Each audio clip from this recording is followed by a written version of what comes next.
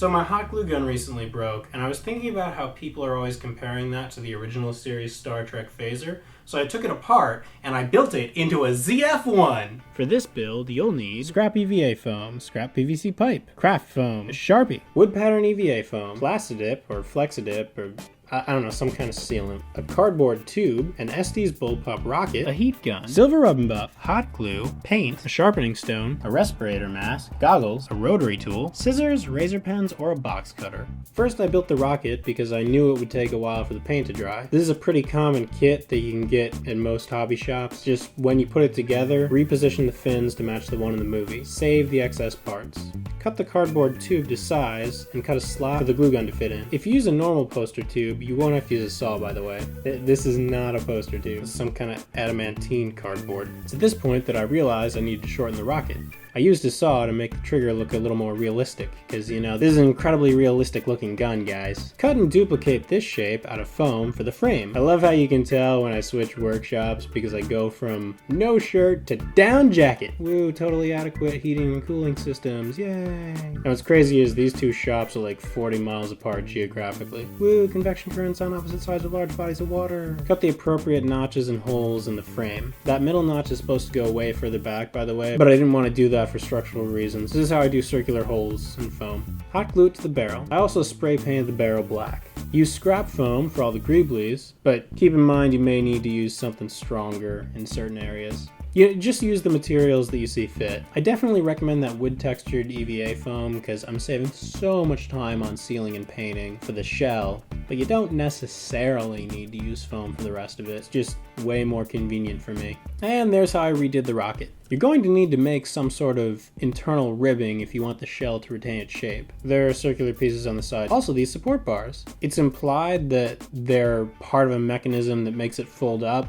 but I mean, if you actually break it down, there's no way that all of what you're seeing will actually fit inside that shell. It's total sci-fi cartoon logic, and I love it. So I'm sealing all the metal parts in watered down white glue because I couldn't find any Flexidip. Make sure the rocket fits before you seal it up. You may have to reposition the fins, mask off the black parts and paint it silver, and begin working on extraneous details. I'm using wood pattern EVA foam for the shell so that I can cut 2 weeks off the build time in paint and sealing. Because seriously, to seal this properly, you have to take your time. Now, hot glue won't stick to these particular floor mats unless you peel the wood laminate off. It's tedious, but overall like a skillion times faster. Even so, this foam will not want to cooperate. I mean, any foam won't want to cooperate. So I glued it down like one bend at a time, allowed the hot glue to cool and set before I moved on to the next bend in the shell. Alright, so let's check on my progress here. It's looking pretty good from this side, but from this side, it's a mailbox. Once it's glued down, find the edge and cut the rest of the shell pieces from foam sheets. Smooth out the edges with the rotary tool. Hey, guess what I found?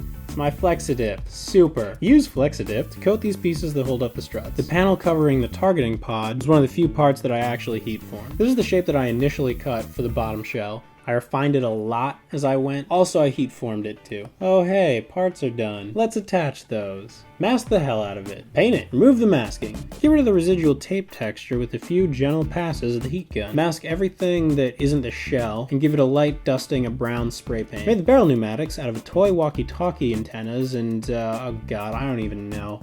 I save random garbage over the years and eventually it becomes useful. Just, if you do that, keep it in storage, out of sight of your friends and family and roommates so that they don't think you're a hoarder. I painted those silver and attached them to the prop. They have a strip of bronze near the base. For that I spray painted some masking tape. It's hard to see, but there are 10 little black feet on the bottom, so cut those out of foam. Since they'll suffer the most wear, I coated them heavily in Flexidip instead of painting them. I made the freeze nozzle out of leftover Bullpup rocket parts and foam, because it's me.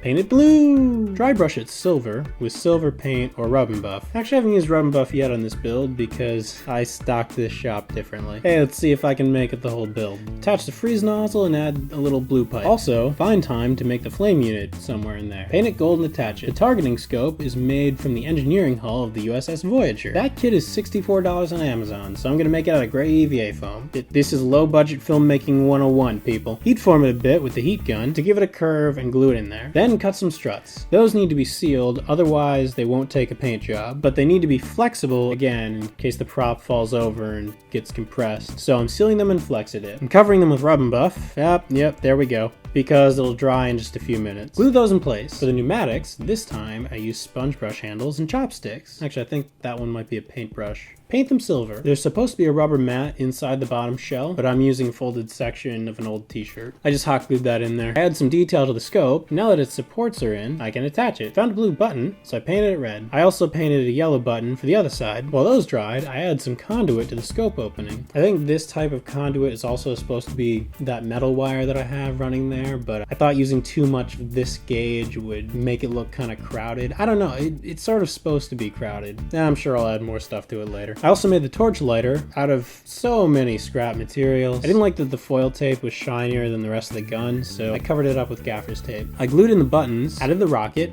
and voila! That's how you build a train. I mean a ZF1. Man, I gotta organize my stock footage better. Thanks for watching, everybody. If you enjoyed this, then you might also enjoy some of my other builds. Here's a few links and annotations or cards we found on a mobile device. You can also support the channel via Patreon if you feel so inclined. Alright, viewer question. What's your favorite movie prop? I know I've asked that before, but new people are always finding these videos, so let me know in comments below because I need new ideas. Jake out!